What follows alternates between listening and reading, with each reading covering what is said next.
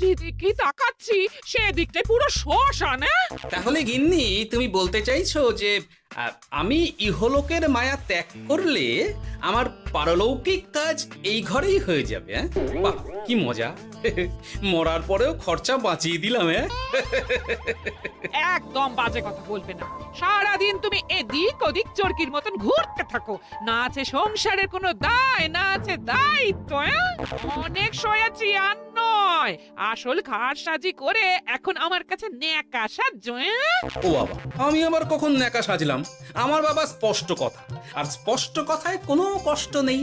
কষ্ট তো আমার গো, সংসার সামলাতে হচ্ছে কিন্তু কোনো অর্থের জোগান নেই, শুধু অভাব আর অভাব। একটা কথা মনে রাখবে গিন্নি, অর্থই অনর্থের প্রধান কারণ, তাই ওই সব থেকে দূরে থাকাই উচিত।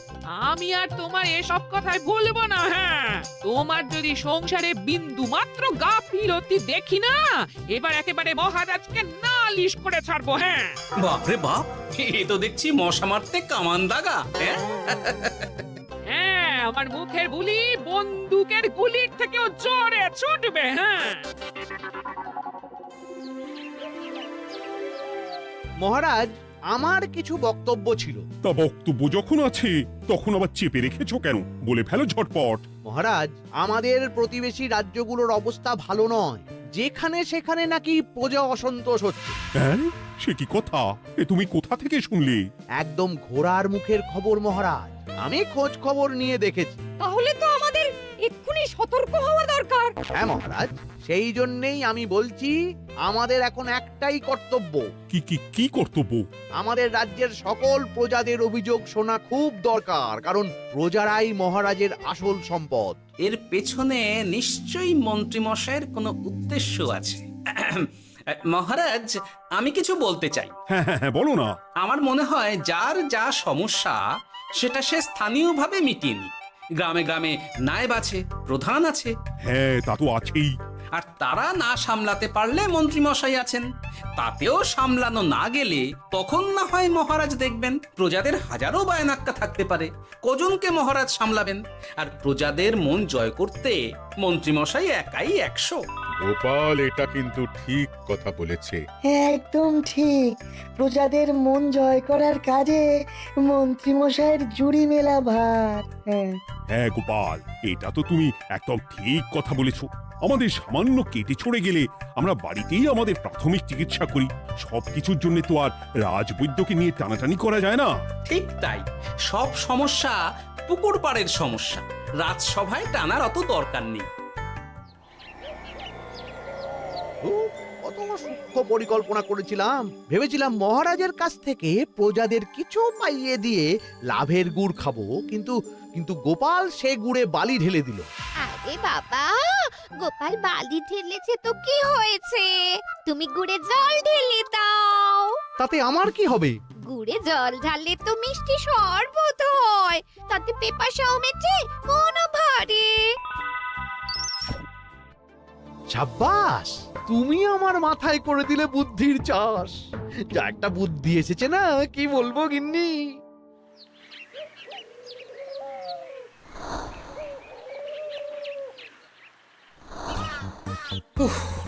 বাপরে বাপ, কি চাঁদি ফাটা গরম রে বাবা। গিন্নি, ও গিন্নি, এক ঘটি জল দাও দেখি। বাপরে বাপ, সূর্য যেন মাটিতে নেমে আসবে। উফ, এই নাও ধরো। আচ্ছা, গুড় বাতাসা কিছু তো একটা জলের সাথে দিতে হয় নাকি? উফ, যেমন যোগান থাকবে তেমনই পাবে। এতেই শৈলে শান্তি, না হলে ভোগান্তি, বুঝে নাও। দিদা তো পুরো জামা ঘষে দিল রে। তোরা আবার দিদার হয়ে দল ভারী করতে এসেছিস? হ্যাঁ, না, আমরা কয়েকদিন ধরে দিদার কাছে নারকল নাড়ু খাবো বলে বায়না করেছি। আর দিদা একই কথা বলে ভাঙিয়ে দিচ্ছে। কি করা যায় বলো তো দাদু? বল বল দাদুকে বল। দাদু হাত গুটিয়ে ট্যাগ গুটিয়ে রাখলে কিভাবে নারকোল নাড়ু হবে? কি করি বলো তো? আমরা তো আর দাদুর থেকে চিন্তাই করতে পারবো না, চুরি ডাকাতিও পারবো না। নালিশ তো করতে পারবি। তোরাও আমার সাথে চল, মহারাজের কাছে তোদের দাদুর নামে নালিশ ঠুকে আসি। হ্যাঁ, আচ্ছা, সংসারের অশান্তি এত দূর টানার কি দরকার? এতে তোমারই এমন চাঁদ পানা আলোমুখ কালো হয়ে যাবে গিন্নি। এত মাখন দিতে হবে না, অনেক সয়েছি, এবার প্রতিবাদ। হ্যাঁ, দেখো দাদু, দিদা কিন্তু আগ্নেয়গিরি হয়ে আছে। তুই বাজার থেকে গুড় নিয়ে এলেই দিদার মুখ মিষ্টি হয়ে যাবে। হ্যাঁ, আর দিদার মুখ থেকে মিষ্টি কথা বৃষ্টি হবে। হ্যাঁ, তাছাড়া তো আর উপায়ও নেই। উফ, আবার খরচ।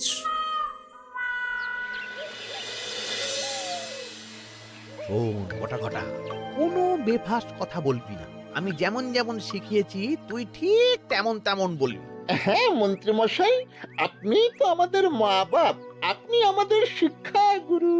ব্যবসা করলে লোকজন একটু এদিক ওদিক করে, আমাদের ওই এদিক ওদিকের মাঝখানে সেই দিকটা চেপে ধরতে হবে। হ্যাঁ, একদম খপ করে। ওই তো গুড়ের আড়তে চলে এসেছি, তাহলে কথাটা আপনি পারুন। এই যে পটলা, বলুন মন্ত্রী মশাই, আমার দোকানে সদল বলে তোর নামে যে একটা বড় অভিযোগ আছে। অভিযোগ আমার নামে? হ্যাঁ, আমার কাছে খবর আছে এবারে নাকি যে গুড়ের যোগান হয়েছে তাতে চিটে গন্ধ আছে। ইয়ে না মানে মানে অত মানে কি করছি? এই বটাঘটা, তোরা একটু খেয়ে পরীক্ষা করে দেখ। রাজ্যবাসীর কথা ভেবে আমাদের তো এটা করতেই হবে। হ্যাঁ দেখছি, ভাই দেখি একটু গুড় খেয়ে দেখি।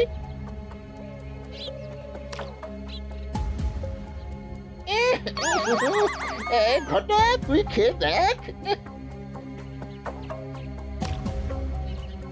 বাবারে বাবা, এ তো চ্যাটচ্যাটে গন্ধ। হ্যাঁ তাই তো বলছি। কি ব্যাপার, গুড়ের ব্যবসাতেও জাল? হ্যাঁ, ওই জাল দেওয়ার জন্যই একটু চ্যাটচ্যাটে, কড়া পাক, কিন্তু গুড় খারাপ তো নয়। আমি এক্ষুনি তোর সব গুড় বাজেয়াপ্ত করছি। এরপর রাজদরবারে বিচার হবে, তখন ভালো খারাপ সব বেরিয়ে যাবে। কেমন? ও মন্ত্রী মশাই, এই রকম করবেন না। আমি তো বলছি এবারে গুড় একটু বেশি জাল দেওয়া হয়ে গেছে। সে যাই হোক, প্রজাদের সন্তুষ্টি আমার একমাত্র লক্ষ্য। একটু এদিক ওদিক হলেই ঘ্যাচাংফু করে দেবো। কি? এই সামান্য ব্যাপারের জন্য আবার রাজসভার কি দরকার মন্ত্রী মশাই? এইখানেই ব্যাপারটা কোনো রকমই মিটিয়ে নিন না। হ্যাঁ, এই তো বাছাধন, পথে এসো। এই রফাটা এখানেই সেরে নিন, নইলে পটলা রাজসভায় দফা রফা হয়ে যাবে। শোনো, তুমি একটা দুটো করে আপাতত ওই মোট 10 টিন গুড় মন্ত্রী মশাইয়ের কাছে পাঠিয়ে দেবে। এখন আমরা 2 টিন তুলে নিলাম,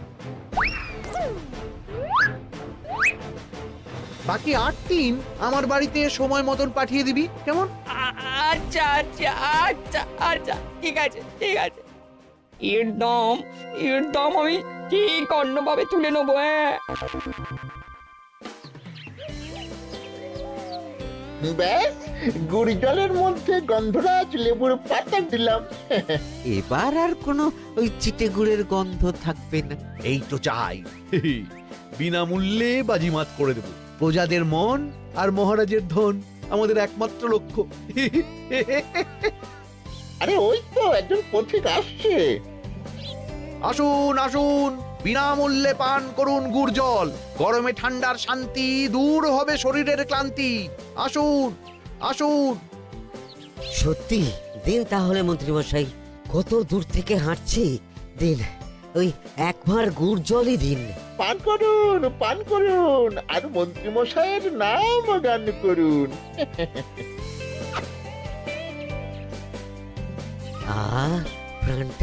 প্রাণটা জুড়িয়ে গেল।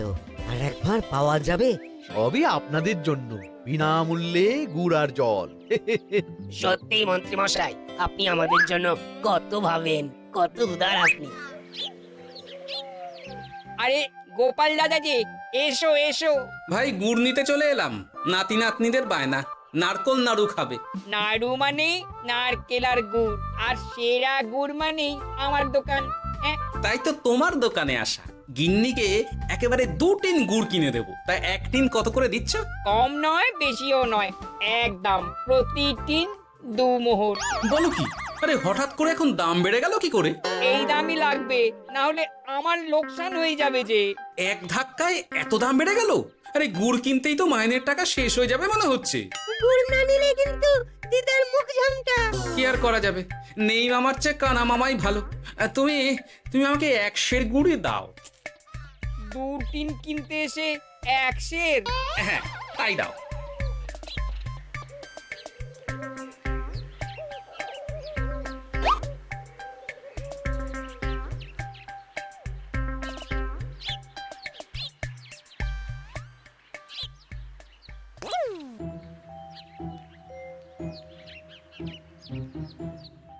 ও দাদু, তুমি ওখানে দাঁড়িয়ে আছো কেন গো? চলো চলো, ঘরে চলো। যত তাড়াতাড়ি বাড়ি যাবে তত তাড়াতাড়ি নাড়ু হবে। বটাকে দেখলাম ওই দোকানে ঢুকলো আর 2টো গুড়ের টিন তুলে নিয়ে চলে গেল, কিন্তু কোনো দাম দিল না। কি বলছো গো? এ তো বিশাল খাতির। শোন, তোরা একটু বটার উপর নজর রাখিস তো। হ্যাঁ, সে তো রাখতেই হবে। বড়টা কাকা তো আমার মন্ত্রীমশাইয়ের ডান হাত বলে কথা। তবে একটা কথা দাদু, তুমি 2 টিন গুড়ের বদলে 1 সের নিয়ে যাচ্ছ। তোমার কিন্তু কপালে দুঃখ আছে। সে কি আর করা যাবে বল, কপালের নাম গোপাল।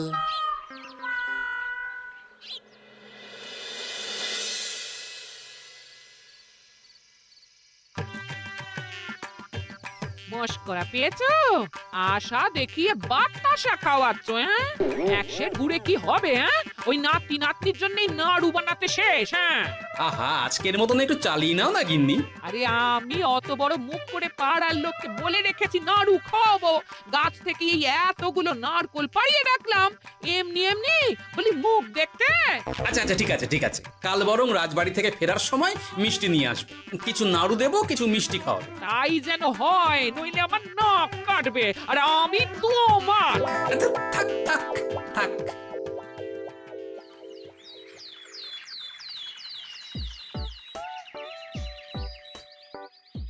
ওই দেখ, দাদু ফিরছে, চল ধরি।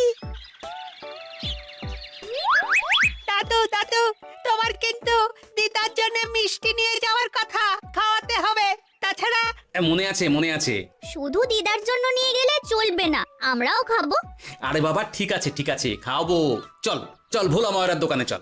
দাদু জানো, আমরা আজকে দেখলাম ঘটা কাকাও ওই দোকানে গুড় নিতে গিয়েছিল আর বিনামূল্যে গুড় দিয়ে এলো। হ্যাঁ,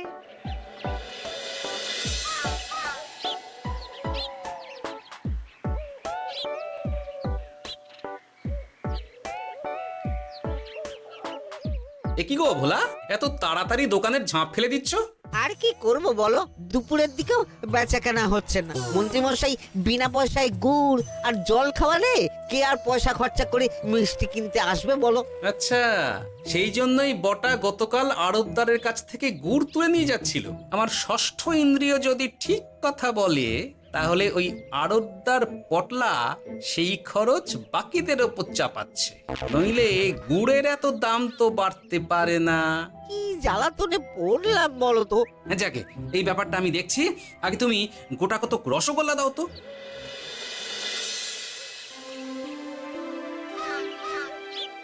বলি তুমি আর একটু অপেক্ষা করো পুঁটির বাবা, উনি এক্ষুনি চলে আসবেন। হ্যাঁ হ্যাঁ হ্যাঁ হ্যাঁ মা ঠাকুরন। আরে পুঁটির বাবা যে, এ নাও ধরো। বলো বলো বলো, সব ভালো তো? আর ভালো, এভাবে চলতে থাকলে চাষবাস সব মাথায় উঠবে। কেন গো, কি হয়েছে? আর বলো না গোপাল দাদা, মন্ত্রী মশাই তো বিনা পয়সায় সবাইকে দেদার গুড় আর জল খাওয়াচ্ছে। আর সবাই তো গুড় আর জলকে গাছের তলায় শুয়ে লম্বা ঘুম দিচ্ছে, কেউ চাষাবাদ করছে না। নয়, হ্যাঁ, মন্ত্রী মশাই এমন কল খাটিয়েছেন যে সবাই ওই রাস্তা ধরেছে। আরাম পেলে কে আর কাজ কাম করতে চায় বলো? সে কি, আহা, এভাবে চাষাবাদ ছেড়ে বিশ্রাম নিলে যে কদিন পরে সবাই খেতে পাবে না। গুড় জলের লোভে সবাই আরাম পিপাসু হয়ে গেছে। ঠিক আছে, আমি দেখছি কি করা যায়।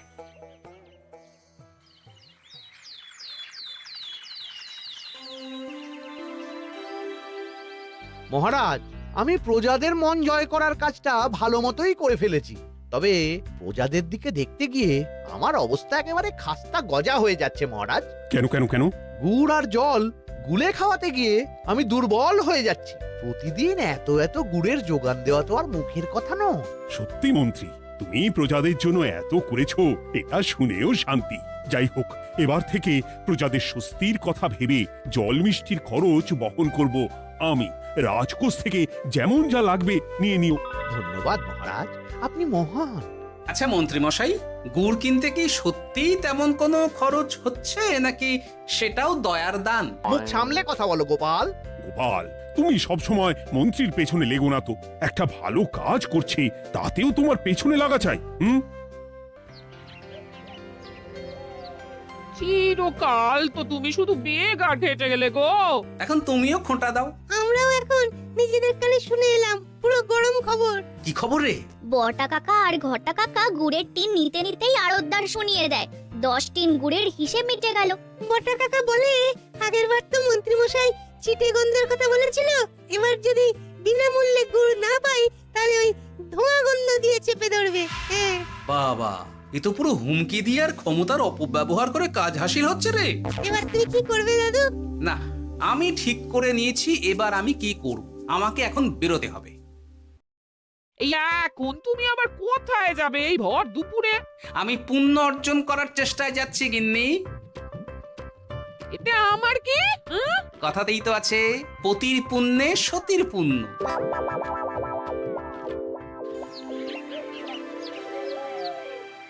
মহারাজ, মন্ত্রীমশাই আমার চোখ খুলে দিয়েছে, তাই আমি ঠিক করেছি পশ্চিমের গ্রামে গুড় জল খাওয়াবো।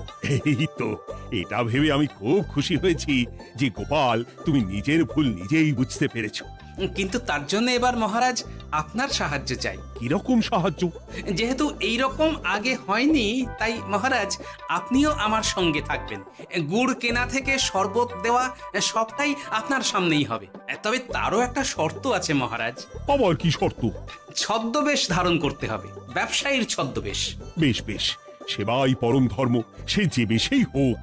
তাহলে আজ বিকেলে গুড় কেনা দিয়েই শুরু হোক যাত্রা।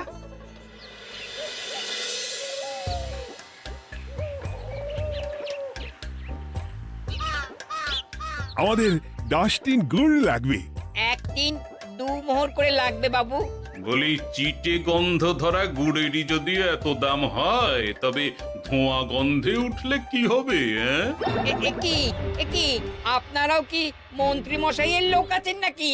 আপনি কোন মন্ত্রীর কথা বলছেন? যে মন্ত্রী আপনার কাছ থেকে বিনামূল্যে। ইয়ে না মানে, এবার পুরো কথা খুলে বলবে নাকি মারধর ধোলাই দিয়ে বলাতে হবে? বলো বলো, কি ব্যাপার? মন্ত্রী মশাই আমাকে ভয় দেখিয়ে 10 টিন গুড় নিয়ে গেছেন। এরপরে যদি আপনারাও আমাকে ভয় দেখান আর গুড় তুলে নিয়ে চলে যান, তাহলে আমাকে ব্যবসা তুলে দিয়ে চলে যেতে হবে। আসল ব্যাপারটা কি একটু খোলসা করে বলো তো। কদিন আগে মন্ত্রী মশাই আর ওনার 2 সাকরেদ বটা আর ঘটা এলো, তারপর। এই যে পটলা, বলুন মন্ত্রী মশাই। আমার কাছে খবর আছে এবারে নাকি যে গুড়ের যোগান হয়েছে তাতে চিটে গন্ধ আছে। কি ব্যাপার, গুড়ের ব্যবসাতেও জাল? হ্যাঁ, আমি এক্ষুনি তোর সব গুড় বাজেয়াপ্ত করছি। ও মন্ত্রী মশাই, এই রকম করবেন না। শোনো, তুমি 1-2 করে আপাতত ওই মোট 10 টিন গুড় মন্ত্রী মশাইয়ের কাছে পাঠিয়ে দেবে। এবার আপনি বলুন, আমি সাধারণ ব্যবসায়ী হয়ে রাজ্যের মন্ত্রীর বিরুদ্ধে কিভাবে লড়বো, কি করব? আচ্ছা, এই ব্যাপার। তোমাকে কোথাও যেতে হবে না, আর মন্ত্রীকে বিনা পয়সায় গুড়ও দিতে হবে না। দেখলেন তো মহারাজ, মন্ত্রী মশাইয়ের ভালো মানুষের মুখোশের আড়ালে কোন মুখ লুকিয়ে আছে। সত্যি গোপাল, তুমি আমার চোখ খুলে দিয়েছো। চলো তো মন্ত্রীর গুড় জল কেন্দ্রে চল। ওই দেখুন মহারাজ, চাষি ভাইরা কেমন আরামে ঘুমোচ্ছে, মন্ত্রী মশাইয়ের থেকে বিনামূল্যে গুড় জল খাচ্ছে আর ঘুমোচ্ছে। তাই তো দেখছি। এরকম চলতে থাকলে তো রাজ্য একেবারে রসাতলে যাবে। চলুন চলুন। সত্যি দারুণ মন্ত্রী মশাই, আর একবার দিন না। আমার এটা যত চাই তত পাই প্রকল্প। নিন না নিন, শুধু বিশ্রাম করুন। আমাকেও দিন, এত দূর থেকে হাঁটছি। হ্যাঁ, আমাকেও দিন। নিন না নিন।